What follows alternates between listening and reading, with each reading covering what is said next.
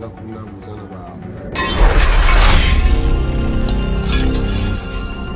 pourra soutenir l'association Moko et la personne non-voyante.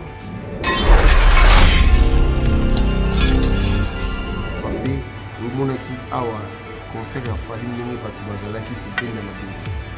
Bato Moussoubali Bali concert, Bato Moussoubali concert.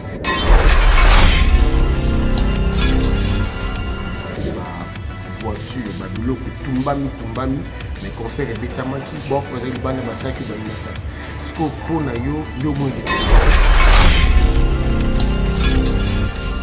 L'Angleterre, ça fait 14 ans. Binon, la France, a né ça 10 ans. Mais comme nous avons 10 ans, 10 ans, en Angleterre, c'est déjà 14 ans. C'est des Bisous Congolais, tous en droit de potin. C'est très chaud pour l'instant. Pour l'instant, au niveau Angleterre, ceux qui sont contre le concert et bêta, on va télémi, au niveau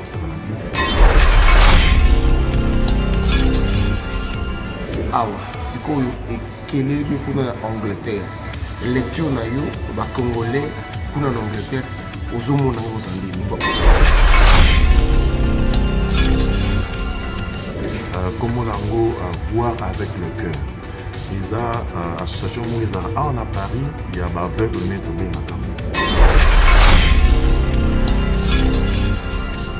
Mais par contre pour Fali Poupa, il a un public très énorme il y a l'étranger.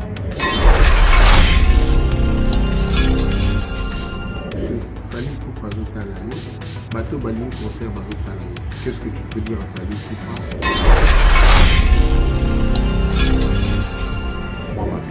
Message nango opesa na ba musicien ezali boye dialogue balembaka yango te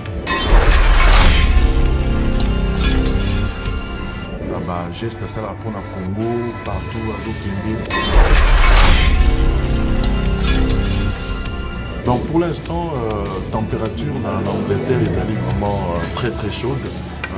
Bandeko o balingi te concert ezala baza vraiment ibélé.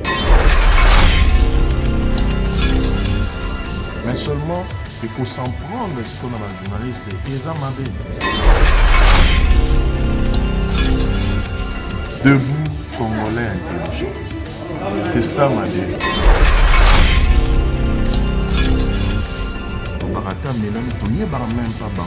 Que nous avons des éminents professeurs, nous avons des scientifiques, nous avons des boinabo bazani.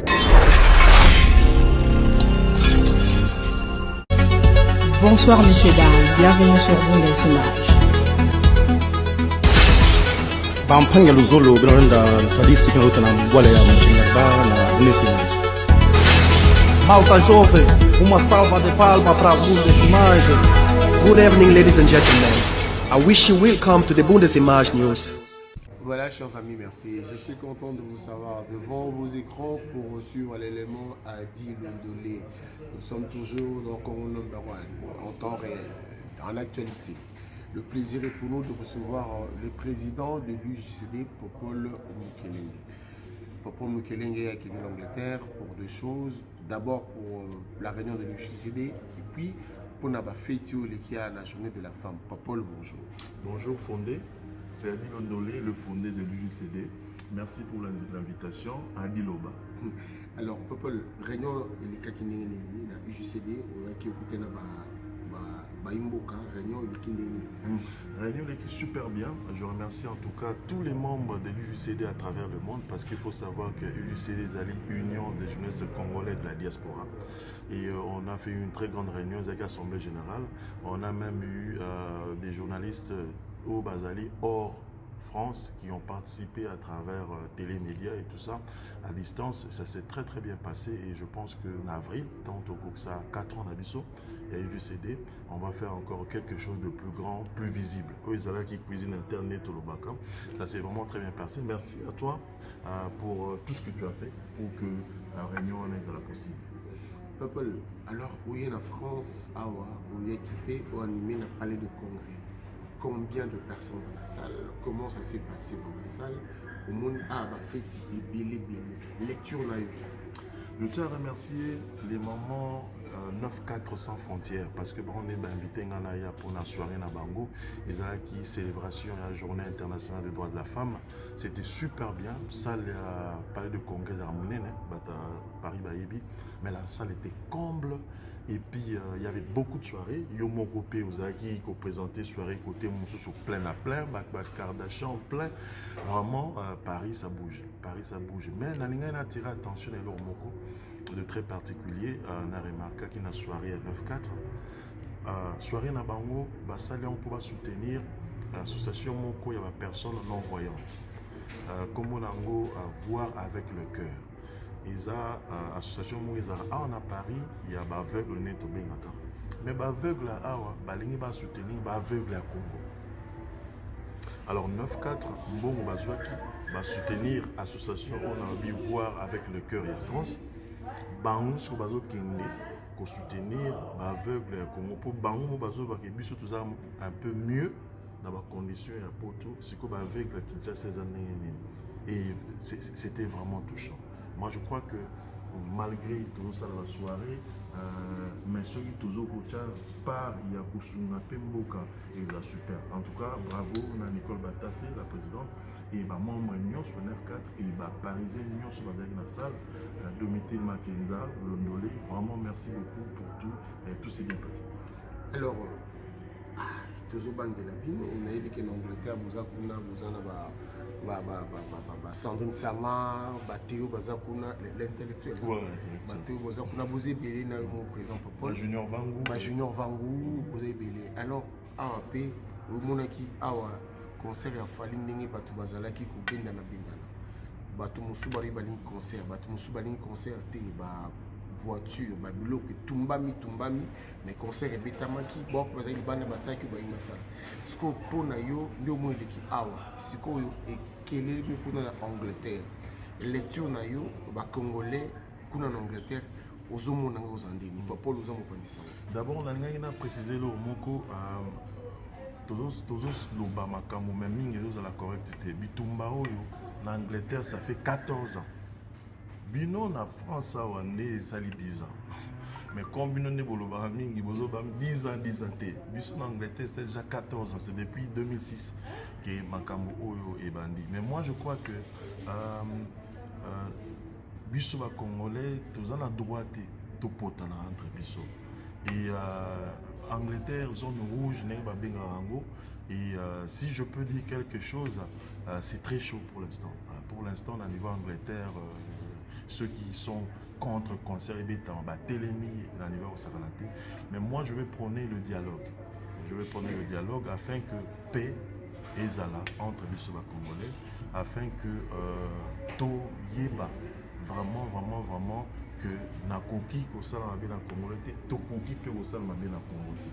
Mais par contre, pour Fally Ipupa, il a un public très énorme qui y avait étranger, surtout en Angleterre, anglophone. Nigérians, Ghanéens, Sud-Africains, Zambiens, Kenyans, énorme, sans compter les Congolais. Alors, Popol, aux alentours de Mamokobo, tous les amis, les amis, il y a des choses Fally Ipupa Zotalayo, bateau Baling concert Bazotalayo. Qu'est-ce que tu peux dire à Fally Ipupa et la bateau Baling qui est concert? Deuxième question. Bandeko baboui concert au bazon baki ba obeta masa si ba ko boma ba chambile makele gotata pour répondre à deux questions. Merci la question na yo mais na lingi to personnaliser te makambo oyo kaka na Fally Ipupa. Je pense que to wane ozala moi mabi. Message na go opesa na ba musicien ezali boye. Dialogue ba lembaka yango te.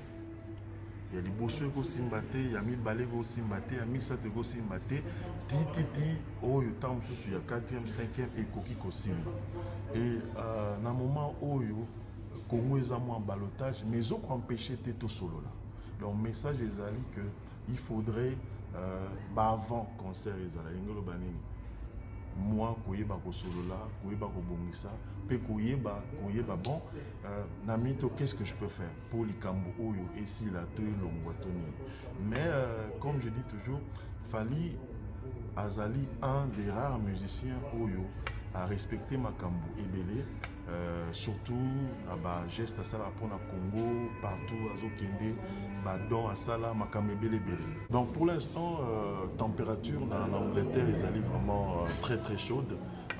Bandeko o balingi te concert ezala baza vraiment ebele baza ko faire entendre leur voix et tout ça.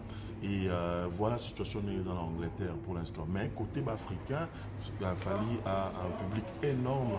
Il y a africains, surtout public anglophone, zambien, kenyan, ougandais, nigérian, ghanéen.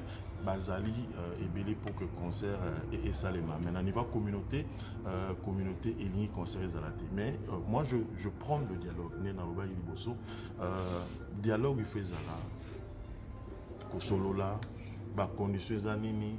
Est-ce que c'est le moment? Est-ce que c'est pas le moment? Et Fali aza na makambo belé oyo eza positif côté naï. Aïmbela jamais pouvoir à Mobutu ni pouvoir à Kabila le père, ni pouvoir à Kabila le fils, ni pouvoir à Tshisekedi. Et voilà, donc Atikala vraiment moi Mupandi.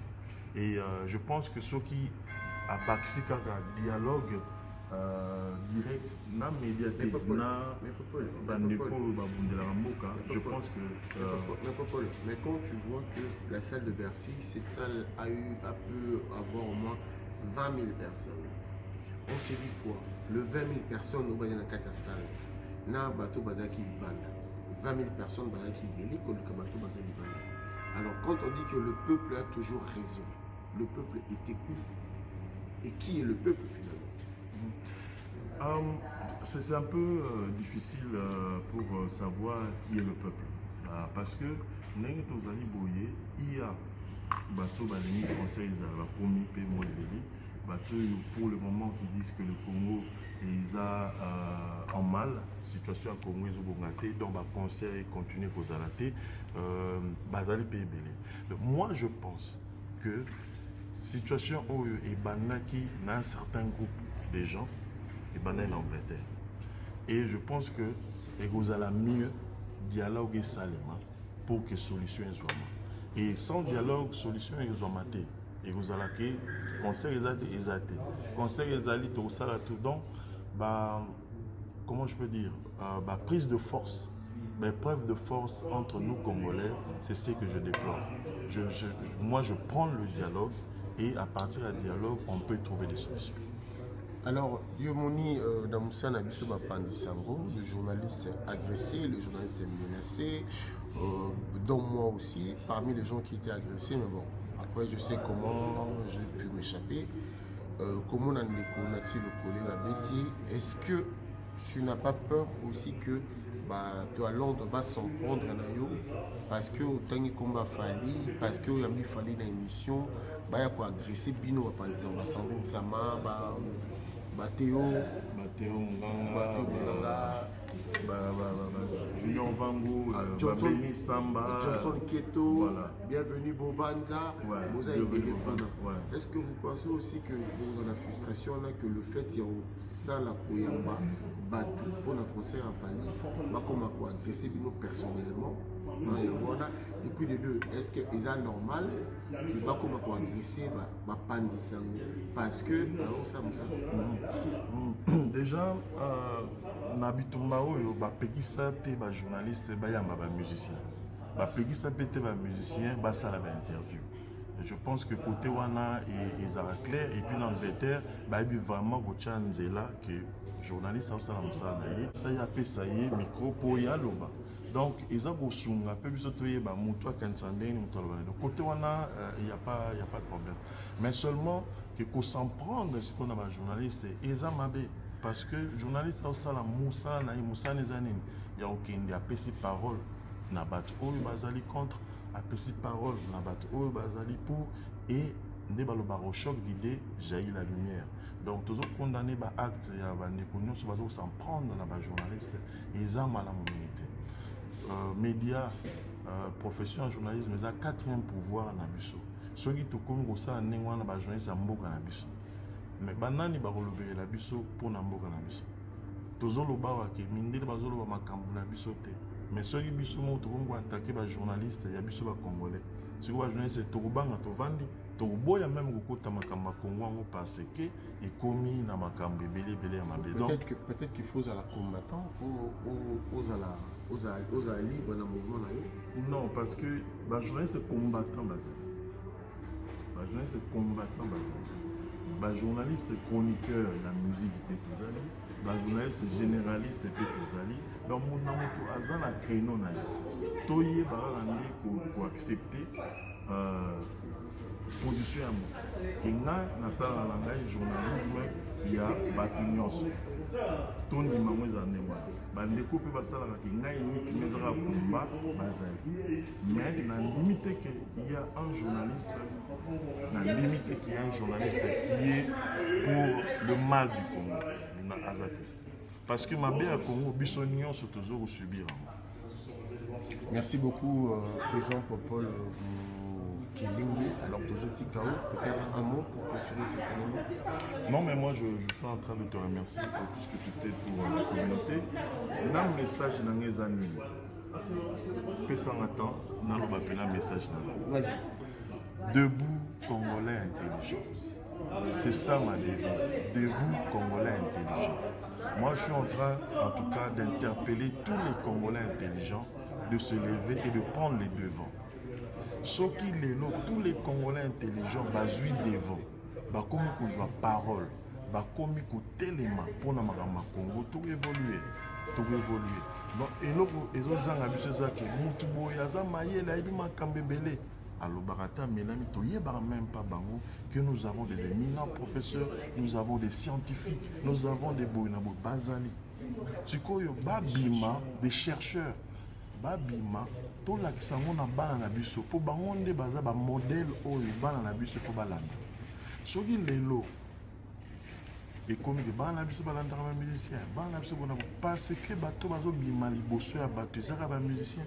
C'est pourquoi nos enfants entre guillemets, c'est pourquoi nos enfants bazali kaka l'idée ya copier bato ba bazo mona. So qui les lots mutunyo ça faut tremper dans la politique parce que ce n'est que bato balobe la politique mais bazala devant. Mais les chercheurs, les scientifiques, toutes ces personnes-là, il faut pas bima pour que va servir de modèle. Moi, je suis maillé il y a mais qu'est-ce qu'il va faire? Alors, l'année a dit l'ondolé, par exemple. Alors, l'année Luxembourg. Mais bateau, l'élite intellectuelle congolaise. Vous téléma, s'il vous plaît. Vous servir de rôle modèle, en anglais, de modèle pour notre génération. Et vous savez bien. Tout le monde pour le Congo. Congo, certainement, lobby aux a libéré. Mais ce que Congo est commis libéré et que tu as mis tout. Il y a Congolais basat. Parce que richesse, il y a Mboka. Ils ont sous-solté. Ils ont l'homme. C'est l'homme dans son intelligence qui transforme tout ce qui est dans le sol et sous-sol. Mais si nous n'avons pas assez de Congolais éduqués, il y a impolité, éducation, il y a maillé, les instructions à classe, il y a niveau à l'écolo. Tout ça, non. Tout ça, obligé. Batabouania. N'a pas cet exemple, Mogoli, mais ça, on a eu 20 minutes. N'a pas cet exemple, l'Afrique du Sud. L'Afrique du Sud est bondi pour la libération. Pour le racisme, à partir d'un bon, on a vu ce brou, va se retrouver. Batabouani à qui laisse l'écolo, bazati. Et comme Congolais, qui t'a qu'on a un médecin, comme qui t'a un pharmacien, soukanango, xénophobie. Au bout de la vie, et entre-temps, il faut que tu aies un moko pour que là, c'est l'écolo, bazobino, babimag, les bandas, batamaki à monter pour voir la fonction. Ils ont risqué la pébiso. Congo est bon à lobby.